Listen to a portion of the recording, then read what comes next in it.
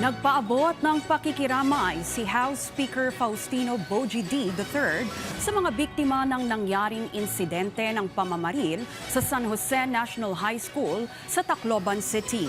Ayon kay Speaker D, ikinalulungkot ng Kamara ang pangyayari at sinabing ipinagdarasal din nila ang paggaling ng mga naging biktima sa insidente. Sabi pa ni D, anumang karahasan na inilalagay sa alanganin ang buhay ng kabataan at nagdadala ng kapahamakan sa mga paaralan ay usapin na dapat ikabahala. Ang eskwelahan kasi anya ay dapat lugar para sa pagkatuto, seguridad at oportunidad para sa bawat batang Pilipino.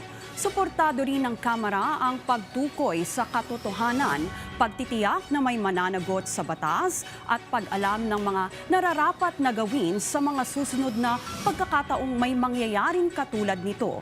Samantala, paninindigan din ni D, kailangan ding suriin kung ano ang mga senyales na hindi natin napansin sa nangyari at kung paano mas mapalalakas ang sistemang magpoprotekta sa mga bata bago pa man sila madawit sa karahasan.